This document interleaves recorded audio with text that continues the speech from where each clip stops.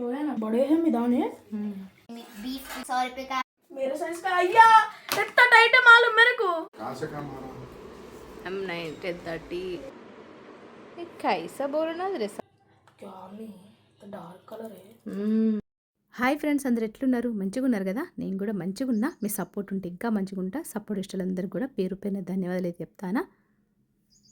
मद में नहीं आ रही उसका देखो इधर उसका देखो मेरा देखो एक बार देखो देखो अरे देखने दे बा हाँ ये ड्राइंग देखो कितना हुआ ये पर रब करना है उसका देखो जी ये रॉन्ग कुछ भी रॉन्ग नहीं है मेरा किसका अच्छा सही बोला बब्बा बोलो पूरा कंप्लीट अब बोलो किसका अब देखने में किसका अच्छा नहीं आ रहा मेरे उसका इसका देख के बोलो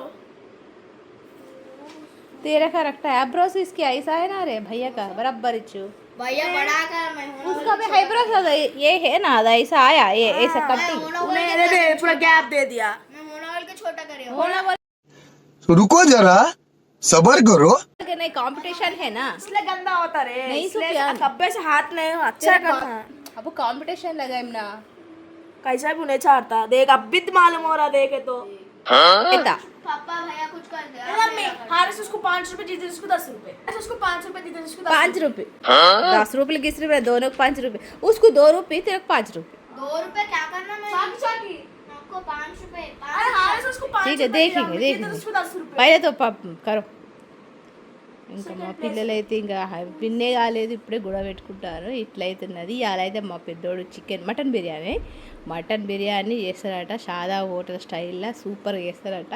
వీడియో ఎండింగ్ వరకు చూడండి, సబ్స్క్రైబ్ చేసుకోండి. కొత్త వాళ్ళు అయితే మా పిల్లల ఫుడ్ కాంపిటీషన్లు కూడా ముందు ఉంటాయి. వీళ్ళు ఏమేమి చేస్తారో అవన్నీ కూడా ఇలా షేర్ చేసుకుంటూ ఉంటా.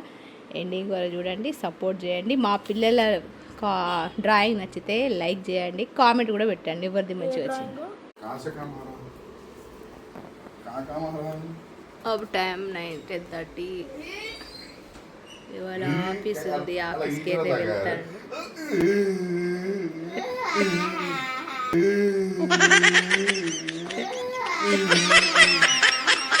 क्या एक्टर है तू रो के खामोश बैठो पर 2 मिनट में हमारा छोटा ఏదో ఎక్స్పెరిమెంట్ అయితే చేస్తాడు. దేక్ బతా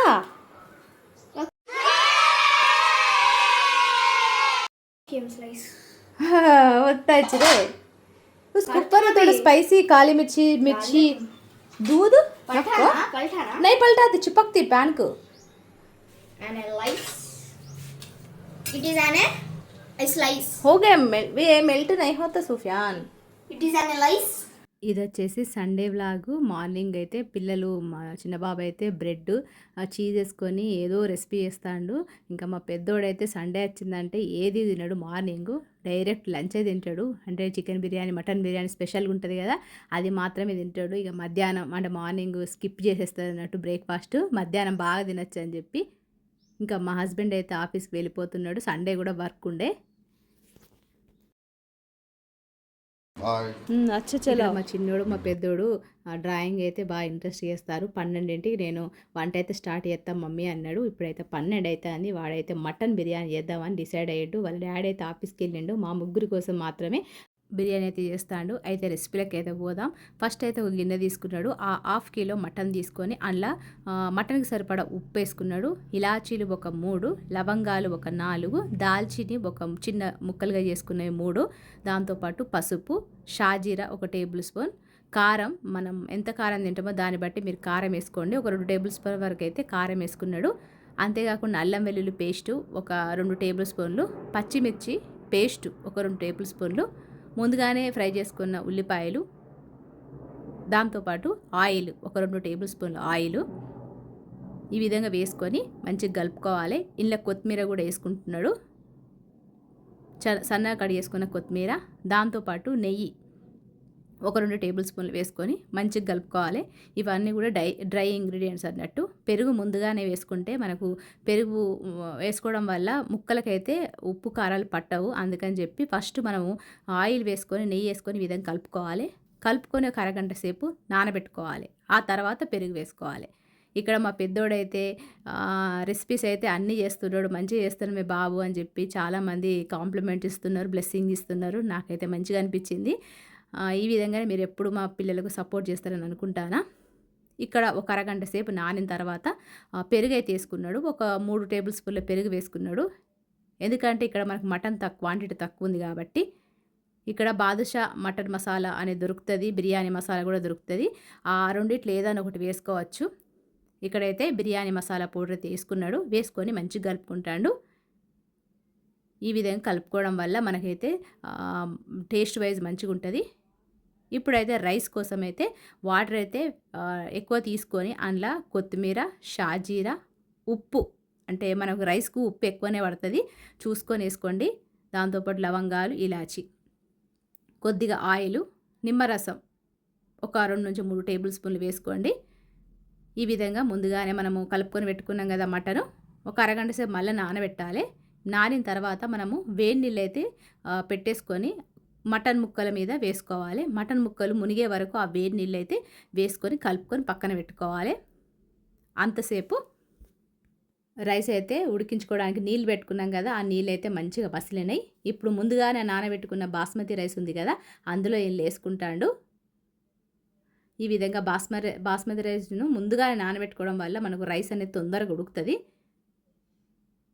ఇక్కడ మా పెద్ద బాబు చిన్నప్పటి నుంచి చేస్తాడు. అంటే నాకు తెలిసి ఒక 4 ఇయర్స్ నుంచే స్టార్ట్ చేసిండు. అంటే నేను రొట్టెలు చేసేదాన్ని, రోటీలు చేస్తానే నా పక్కన కూర్చొని చిన్న ముద్ద ఇస్తే అది రోటీలు చేసుకుంటూ ఉండేవాడు. అట్లా వానికి మెల్లమెల్ల రోటీలు చేయడం 7 ఇయర్స్కి వచ్చేసింది. పర్ఫెక్ట్ రోటీలు చేస్తాడు, తందూరి రోటీలు చేస్తాడు, నాన్ రోటీలు చేస్తాడు, అన్ని రకాల వంటలు చేస్తాడు అన్నట్టు. వానికి నాన్ వెజ్ అనేది ఏమీ లేదు, అన్ని రకాల వంటలు చేస్తూ ఉంటాడు.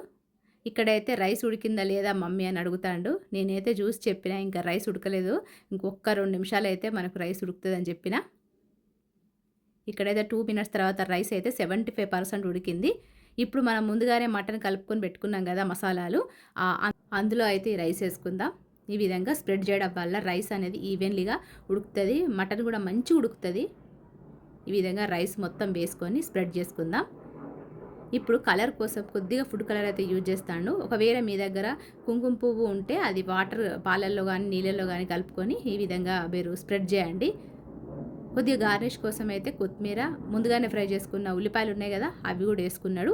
ఇప్పుడైతే దమ్ చేయడం కోసం ఒక క్లాత్ని తీసుకొని దాన్ని తడిపేసి నీళ్ళన్నీ వంపించేసి ఇగో ఇట్లయితే మొత్తం ప్లేట్కి అంతా కూడా అంటే గాలి పోకుండా అరేంజ్ చేస్తాడు. తర్వాత మూత పెట్టేసి గట్టిగా ప్రెస్ చేస్తే మనకైతే దమ్ బిర్యానీ ఫ్లేవర్ లేకుండా అటు బయటికి పోకుండా దమ్ బిర్యానీ అయితే రెడీ అయిపోతుంది. ఈ విధంగా ఒక 10 నిమిషాలు హై ఫ్లేమ్ మీద, ఒక 15 నిమిషాలు మీడియం ఫ్లేమ్ మీద మనము మెల్లగా ఉడికించుకుంటే మటన్ అయితే రెడీ అయిపోతుంది.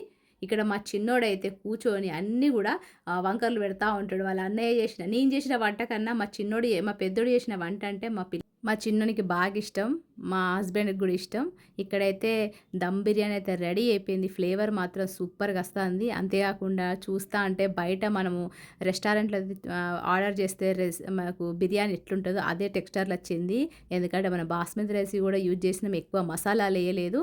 చూడ్డానికి మాత్రం ఎంత టెంప్టింగ్ ఉందో, టేస్ట్ వైజ్ కూడా అంత మంచిగా ఉందన్నట్టు. ఒకవేళ మీకు ఈ రెసిపీ మీకు నచ్చితే ఖచ్చితంగా ట్రై చేయండి. ఇదే రెసిపీ చికెన్తో కూడా చేయొచ్చు. నేను చికెన్తో చేసిన బిర్యానీ కూడా ఉన్నది, అది మీకు డిస్క్రిప్షన్లో ఇస్తా, వీలున్నప్పుడు చూడండి. अब मैं ओ छोटी प्लेट दे बेटा एक बार, तेरे को बाद में दाल तुम बेटे तो खा। बिरयानी खाएंगे ना अपन, बिरयानी ऐसा है रे क्या खाएगा? चाय नमक मिर्च इस बार तूफान बोलता रहे. ఇంకా మా హస్బెండ్ అయితే ఆఫీస్ వర్క్ మీద వెళ్ళిండు, మేము ముగ్గురమే తింటున్నాం. ఇంకా మరి మీకు ఈ రెసిపీ నచ్చింది అనుకుంటానా. నచ్చితే ఒక లైక్ అండి మా బాబు కోసం. ఇంకొక మంచి రెసిపీతో మంచి బ్లాగ్తో మిమ్మల్ని అయితే కలుస్తాం. మరి అంతవరకు ఉంటాం. మరి నమస్తే, సెలవు.